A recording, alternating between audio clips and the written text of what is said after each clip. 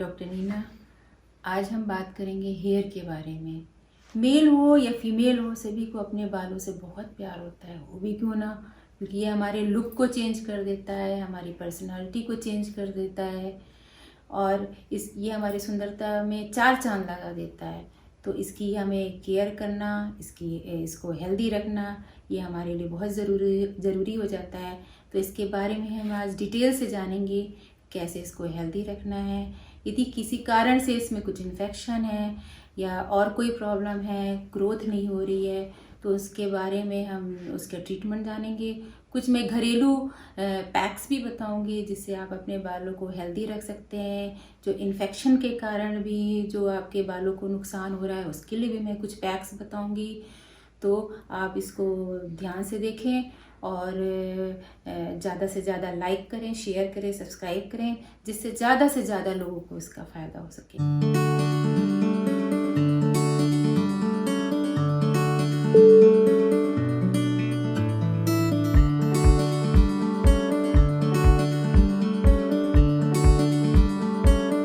हमारा हेयर जो होता है वो एक केराटिन नामक प्रोटीन से बना होता है।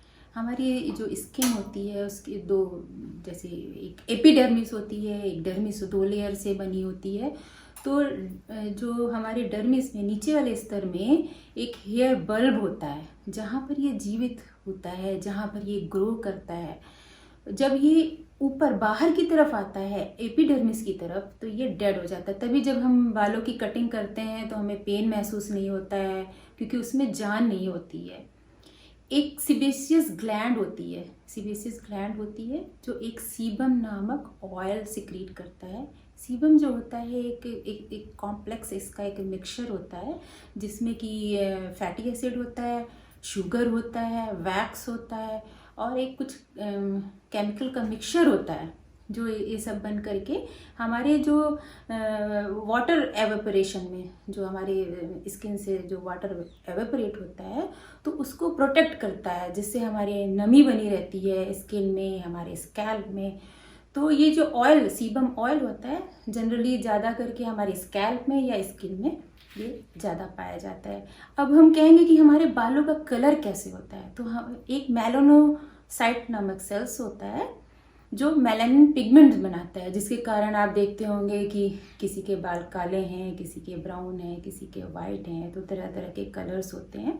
तो इसी मेलानिन पिगमेंट्स के कारण ही ये पाया जाता है। जो जैसे कहते हैं ना कि बाल टूट रहे हैं, जनरली तो टूटते हैं, क्योंकि इसकी भी एक लाइफ साइकिल होती है। लाइफ साइकिल मतलब जो इसको उगना और फिर इसको डेड हो जाना, तो इस पीरियड को लाइफ साइकिल कहते हैं। तो जो इसकी लाइफ साइकिल होती है वो 3 से 5 साल तक की होती है।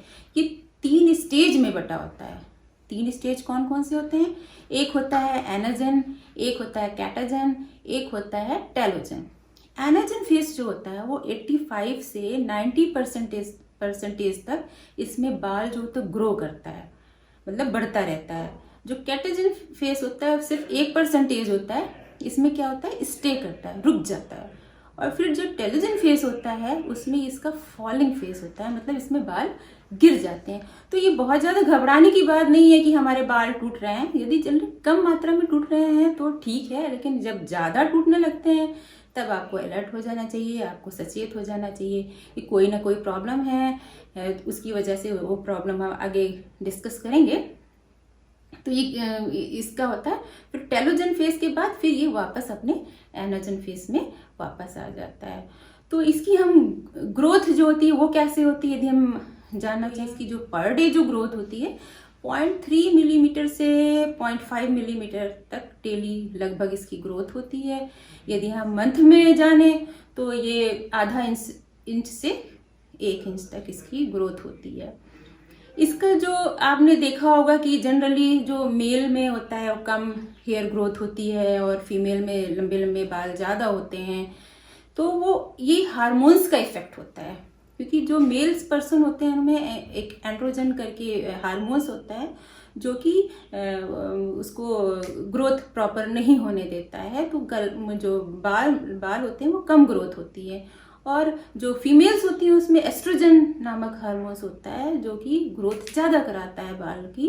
लेकिन कुछ फीमेल्स में भी फेस होते हैं जिसमें कि उनके बाल ज़्यादा टूटते हैं या कम ग्रोथ होते हैं, जैसे कि प्रेगनेंसी या मीनोपॉज के दौरान जो होता है उसमें एस्ट्रोजन हार्मोन्स कम हो जाता है, तो उस वजह से जो बाल जो होते हैं गिरते हैं। फीमेल्स में एस्ट्रोजन नामक हार्मोन्स होता है जिसकी वजह से भी ये ग्रोथ उनके ज़्यादा अच्छे होते हैं बालों के। लेकिन कुछ ऐसे फेस भी होते हैं जहाँ पर जैसे कि प्रेगनेंसी के दौरान या मीनोपॉज के दौरान जब एस्ट्रोजन की मात्रा कम हो जाती है तो बाल कम ग्रोथ होते हैं या ज़्यादा गिरते हैं। तो कुछ ये हेरिडिटरी भी होता है जिसमें कि गंजापन या बाल्डनेस जिसे कहते हैं वो होता है। अब हम जानेंगे कि क्या क्या कारण होते हैं जिसका कुप्रभाव हमारे बालों पे पड़ता है।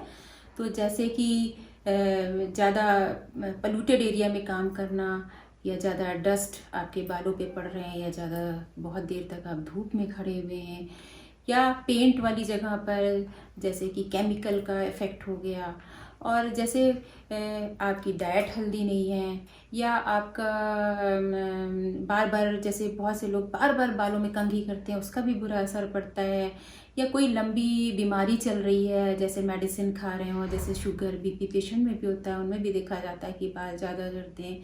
कैंसर पेशेंट में भी देखा गया है कि उसके जो साइड इफ़ेक्ट होते हैं बालों पे पड़ते हैं।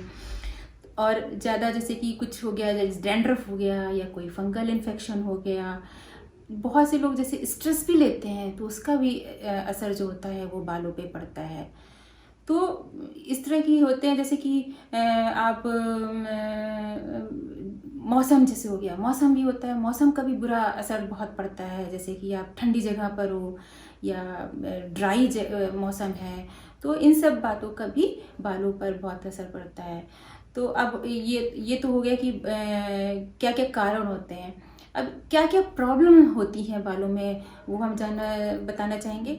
बालों का टूटना, ज़्यादा मात्रा में टूटना, ग्रोथ ना होना प्रॉपर, जल्दी सफ़ेद होना या दो मुँहे बाल होना, या जैसे कि सूखी जैसे रुई जैसे झड़ता है जिसे हम डैंड्रफ कहते हैं, जिसे रूसी भी कहते हैं, या फंगल इन्फेक्शन होना। फंगल इन्फेक्शन में क्या होता है पूरे बाल जड़ से ही नहीं, हमारे आयुर्वेद में इसको इंद्रलुप्त भी कहा जाता है। तो उसमें क्या होता है पूरा जहाँ पर इन्फेक्शन होता है वहाँ से पूरा एकदम चिकना सा हो जाता है, पूरा गुच्छों में बाल निकलते हैं। तो ये बहुत ही डेंजरस सिचुएशन होती है। तो इस सब के बारे में हम विस्तार से जानेंगे और इसके बारे में हम क्या ट्रीटमेंट है ये भी जानेंगे। तो आज हम बात करते हैं कि जो बालों को कैसे हेल्दी रखना है और उनकी कैसे ग्रोथ करना है। तो इसके बारे में कुछ घरेलू उपाय बताना चाहूँगी। जैसे कि आप आंवला बहुत ही अच्छा सोर्स होता है बालों के लिए, आँखों के लिए, तो आप आंवला का सेवन कर सकते हो, आप चुकंदर का सेवन कर सकते हो, आप चिया सीड खा सकते हो। चिया सीड बहुत ही अच्छा जो उसमें पाया जाता है तत्व वो हमारे बालों के लिए और बॉडी के लिए हेल्दी होता है। सबसे बड़ी बात ये वेट को भी रिड्यूस करता है। तो आपको प्रोटीन लें, कैल्शियम विटामिन डी बहुत ज़्यादा ज़रूरी है क्योंकि स्कैल्प से जुड़ा होता है। तो ये एक तरह का आउटर स्केलेटन होता है, तो ये आपके लिए कैल्शियम और विटामिन डी बहुत ज़रूरी है, विटामिन बी बहुत ज़रूरी है। और आप इसको जो भी है नेचुरल तरीके से आप इसको करें, बहुत ज़्यादा केमिकल ना लगाएं, बार बार शैम्पू ना बदलें हैं। और जो खुशबूदार वाले कहते हैं कि खुशबूदार वाले ज़रूरी नहीं कि बहुत महंगे आप खरीद रहे हो वो आपके बालों के लिए अच्छा होगा। आपके पास घर में ही बहुत सारी चीज़ें हैं जिससे आप अपने बालों को हेल्दी रख सकते हो, अच्छा रख सकते हो। तो आपको खाने के लिए मैं बताऊंगी कि आप जैसे आंवला का जो सेवन है या त्रिफला का सेवन है, 1-1 चम्मच ज़रूर करें, सुबह शाम आप खा सकते हो। और आप 50 ग्राम अलसी ले लो, 50 ग्राम बादाम ले लो, 25 ग्राम अखरोट ले लो और 25 ही ग्राम सौंफ ले लो। इन सबको पीस लो, पीस करके पाउडर बनाकर रख लो और 1-1 चम्मच आप दूध के साथ इसका सेवन करें। ये बालों को हेल्दी भी रखेगा और अच्छा भी रखेगा, वैसे भी हेल्थ के लिए ये अच्छा होता है। तो अलसी क्योंकि आपके बोन्स के लिए अच्छा है, हर चीज़ के लिए अच्छा है। बादाम तो वैसे ही भी गुड कोलेस्ट्रॉल के लिए अच्छा होता है और सबसे अच्छा प्रोटीन होता है जो किसी तरह से भी नुकसान हमारे बॉडी को नहीं पहुंचाता है। सौंफ दीपन पाचन होता है और अखरोट भी होता है। ये सारे प्रोटीन अच्छे होते हैं। तो आप इन सब को चारों को मिक्स करके एक एक चम्मच, आज मैं बताऊंगी आपको कि अपने बालों को कैसे हेल्दी रखना है और एक हेल्दी पैक भी बताऊंगी जिसको आप लगाएंगे, जिससे आपके बाल ग्रोथ भी अच्छी होगी, प्लस आपके शाइनिंग भी अच्छी होगी और हेल्दी भी रहेंगे। तो आप आंवला का सेवन ज़रूर करें। आंवला का सेवन कर सकते हो, आप त्रिफला का सेवन कर सकते हो, एक एक चम्मच आप खाएं। ये आँखों के लिए, बालों के लिए बहुत ही अच्छा होता है। आप चुकंदर का सेवन करो, चुकंदर आप खा सकते हो। आप कैल्शियम और विटामिन डी जरूर लें, विटामिन बी जरूर लें। इसकी डेफिशिएंसी से भी ऐसा हो जाता है, विटामिन ए की कमी से भी आपके बाल झड़ना शुरू हो जाते हैं। तो आप दूध लें, दही लें, पनीर लें और अखरोट लें और बादाम लें, चिया सीड लें। चिया सीड के तो बहुत सारे फ़ायदे हैं क्योंकि वो आपके फैट को भी रिड्यूस कर रहा है, प्लस आपके बालों के लिए भी अच्छा है, उसमें ऐसे तत्व पाए जाते हैं। तो आप को मैं एक कॉम्बिनेशन बता देती हूँ। उसको आप एक तो आंवला या त्रिफला एक एक चम्मच बिफोर मील ले सकते हो, खाली पेट सुबह शाम ले लो। दूसरा है कि आप 50 ग्राम अलसी ले लो, 50 ग्राम बादाम ले लो, 25 ग्राम सौंफ ले लो, 25 ग्राम अखरोट ले लो। इन सबको पीस लो, पीस करके पाउडर बना के हर एक डिब्बे में रख लो, एक एक चम्मच सुबह शाम दूध के साथ इसको खाओ। ये आपके लिए, बालों के लिए बहुत अच्छा रहेगा। और एक पैक बता देती हूँ जो आप लगाएं। यदि आप मेहंदी लगाते हैं, मेहंदी वैसे भी बालों के लिए अच्छी होती है, एक अच्छा कंडीशनर होता है। तो अपने बालों के हिसाब से हर्बल मेहंदी ले लें, उसमें आप 1 चम्मच आंवला मिला लो, 1 चम्मच शिकाकाई मिला लो। गुड़हल का फूल तो आप जानते ही होंगे, उसको ड्राई करके पाउडर बना लो, 1 चम्मच आप वो मिला लो गुड़हल का फूल। 1 चम्मच आप उसमें ये मेथी दाने जानते होंगे, उसको पीस करके रख लो। आप उसको 1/4 चम्मच मेथी का दाना मिलाओ और इन सबको आप लोहे की कढ़ाई में भिगा करके और बालों में सुबह लगा लो। 1-2 घंटे के लिए, जैसे भी आपको लगता है 2 घंटे के लिए लगा लो और सिर्फ पानी से धो दो। देखो आपके बालों की जल्दी सफ़ेद नहीं होंगे, आपके बालों की शाइनिंग बनी रहेगी और हेल्दी रहेंगे। और साथ में अपनी हेल्दी डाइट रखो, पोल्यूशन से बचो। यदि आप बाहर जा रहे हो कहीं तो आप कवर करके जाओ, कैप लगा सकते हो आप, हैं। बालों में तेल लगा के मत रखो क्योंकि तेल लगा के रखने से, ये आगे हम डिटेल से बात करेंगे, फंगल इन्फेक्शन वगैरह होने के चांसेस होते हैं। तो जो डैंड्रफ होता है और फंगल इन्फेक्शन होता है, इस तरह की जो इन्फेक्शन जो बालों में हो जाते हैं, ये तो मैंने बताया आपको एक हेल्दी बालों को रखने के लिए कि कैसे आपको बालों को हेल्दी रखना है, खाना क्या है।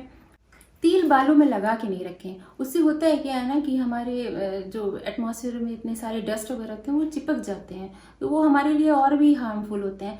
यदि आपको तेल लगाना ही है तो आप नहाने से पहले आप अच्छे से कोई भी नारियल का तेल, आंवले का तेल, विनेग्रास तेल, कुछ भी तेल आप ले, कैस्टर ऑयल, कुछ भी लगा करके, ऑलिव ऑयल, बालों की जड़ों में उंगलियों के पोरों से धीरे धीरे, बहुत आपने रब नहीं करना है क्योंकि वो टूटने का डर रहता है, तो अच्छे से करें। आप एक बर्तन में पानी गर्म कर लें अच्छा सा। यदि आपको स्टीम लेना है तो बर्तन में पानी गर्म करें, कोई सॉफ्ट सा कपड़ा लेकर के उसमें डाल के निचोड़ लें और बालों में लपेट लें, तो इतना बहुत अच्छा स्टीम सा हो जाता है। तो ये भी आप कर सकते हो। तो इससे यदि आपके रूखे बाल हैं तो आप इस तरह से करके भी आप, इससे बहुत अच्छा नरिशमेंट स्टीम हो जाता है। तो इसके बाद 1 घंटे के बाद बाल धो लो। और एक बहुत इंपॉर्टेंट बात है कि ऑयल लगाने के बाद बालों में कंघी नहीं करना चाहिए और बाल धोने के बाद भी गीले बालों में कंघी मत करो क्योंकि वो बाल डैमेज होने के बहुत ज़्यादा चांसेस होते हैं। तो आपको अपने बालों के हेल्दी रखने के लिए आपको हेल्दी डाइट लेना है। और एक चीज़ और, ये सब तो करना ही करना है, लेकिन साथ में आपको केमिकल से बचना है। तो जो बाहर केमिकल मिलते हैं वो सब आप अवॉइड करो। यदि आपको लगाना ही है तो एलोवेरा जेल बहुत अच्छी चीज़ है। एलोवेरा जेल आप मिला कर के, आगे इसको हम बहुत अच्छे से डिटेल से मैं बताऊंगी आपको कि कैसे आपको, यदि जैसे सीरम वगैरह यूज़ करते हैं तो ये मैं थोड़ा बहुत आपको नेक्स्ट एपिसोड में डिटेल से और बताऊंगी, अभी नहीं इतना आज के लिए काफ़ी है। नेक्स्ट एपिसोड में इन्फेक्शन से बचाने के लिए और अच्छे टिप्स बताऊंगी। ये तो इतना आप पहले शुरू करो, फिर नेक्स्ट एपिसोड में आपको बताऊंगी इन्फेक्शन से बचने के उपाय और अच्छे टिप्स। ठीक है, धन्यवाद।